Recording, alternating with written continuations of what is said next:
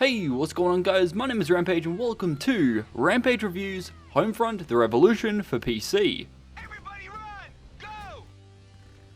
Homefront: The Revolution is a first-person shooter developed by Dambuster Studios and published by Deep Silver for Xbox One, PS4 and PC.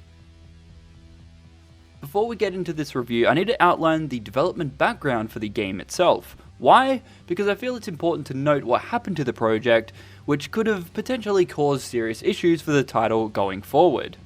The game was originally speculated to be a sequel to the original Homefront game, though the original publisher, THQ, wanted Chaos Studios to develop the game, but the studio was closed by THQ in 2011. At a later date, THQ announced that Crytek UK had taken over the project. Shortly after this announcement, THQ filed for bankruptcy, so the state of the new Homefront game was unclear as to whether or not the public would ever see the sequel. Crytek bought the rights to develop the game, yet Deep Silver owns the rights to the franchise. This includes all assets and the name itself. In 2014, Crytek announced the game was called Homefront: The Revolution and was scheduled for release in 2015. Sometime later, Crytek started to have financial issues and had to pull out of developing the new game. The game was delayed until 2016, and Dambuster Studios was left with the project. The Revolution is the second game to have the Homefront name. It's supposed to be a reboot to the franchise. Was it worth it this time around? Let's find out.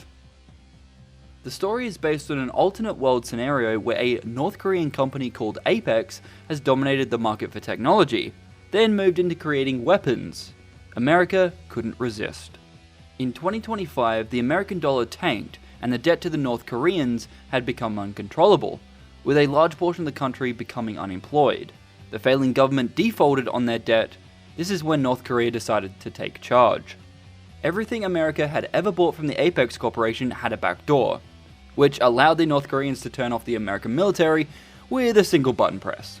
This is when the KPA, or the Korean People's Army, steps in with the notion to help rebuild the American society. Eventually, the KPA overtakes America. The revolution is to gain back your country, and your freedom starts with you.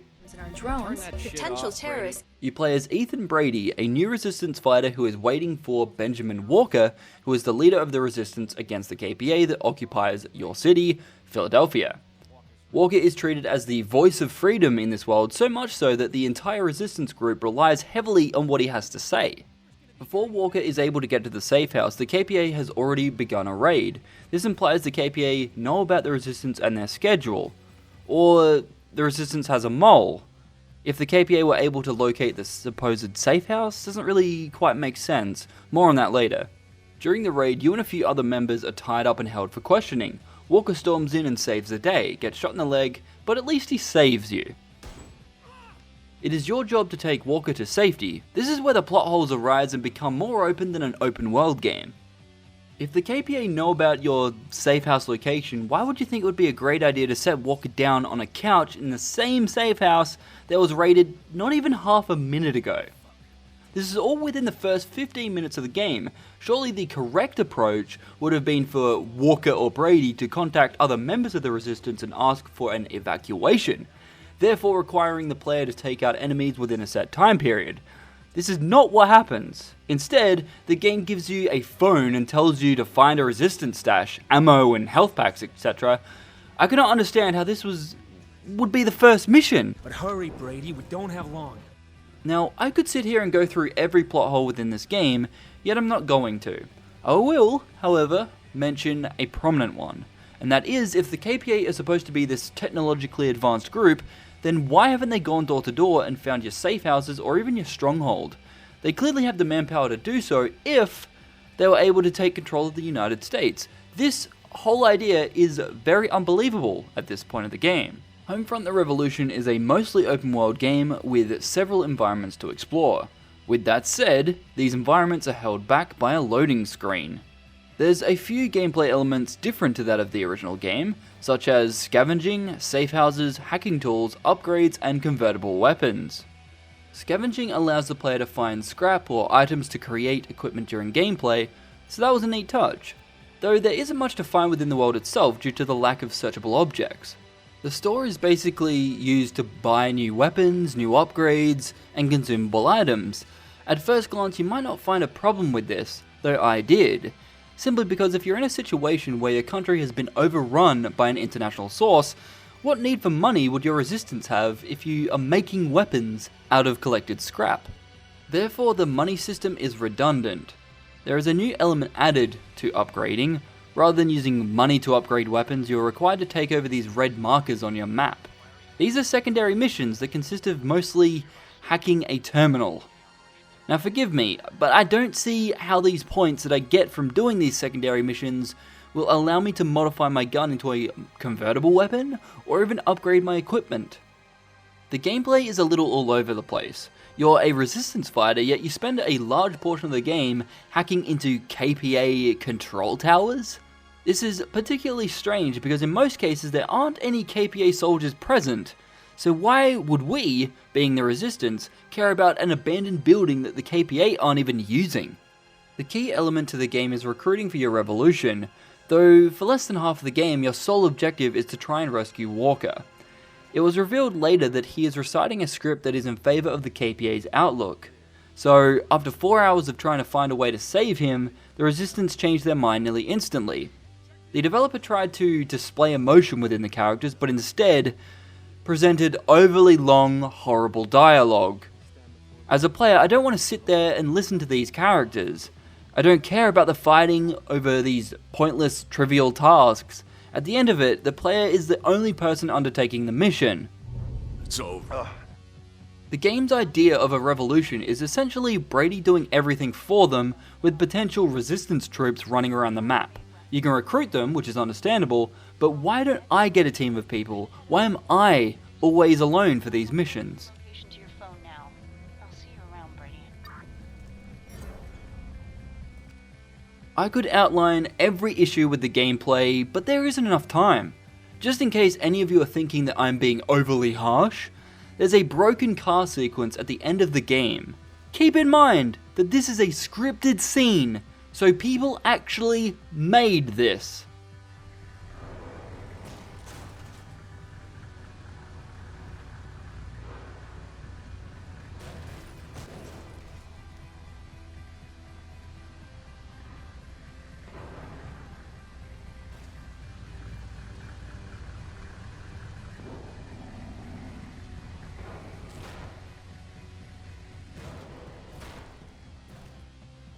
Being developed on CryEngine can mean two things.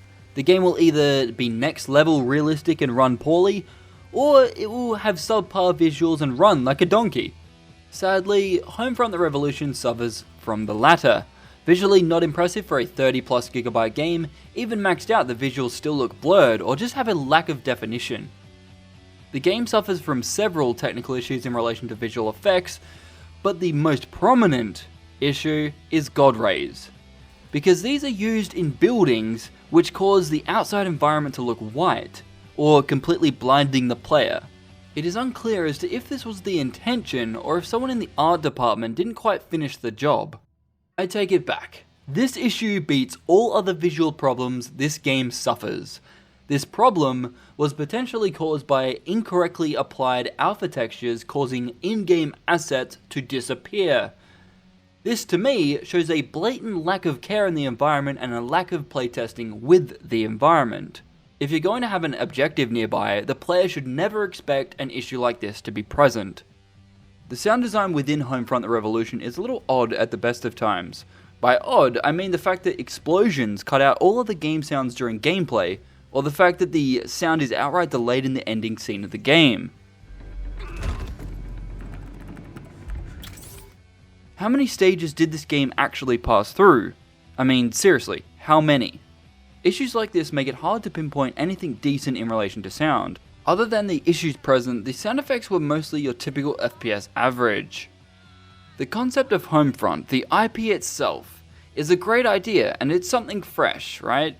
But I feel like every time the name gets used, it's already tainted because the original game had issues during development, but not to the same extent this game went through. There are so many issues with this game, I cannot simply go through them all. The game felt rushed and was simply an unfinished AAA title.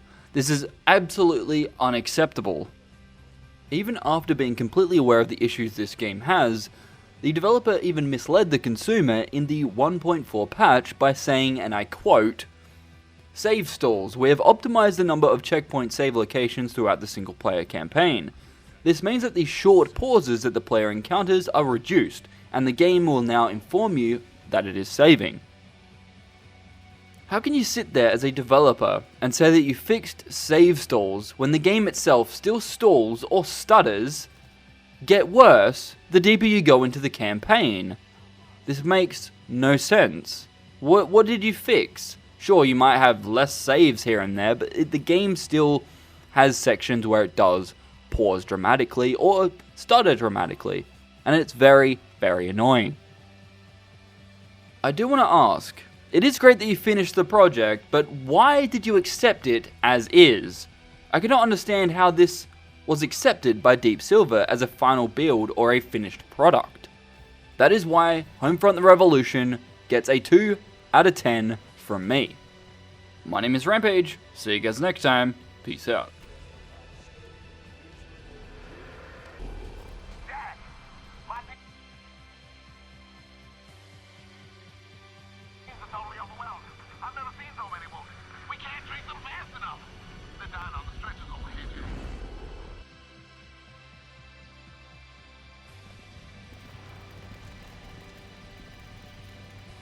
Hurry up and get that lift working. We haven't got all day. I'm almost there. Just a little while longer. Got it. Achieved with CryEngine.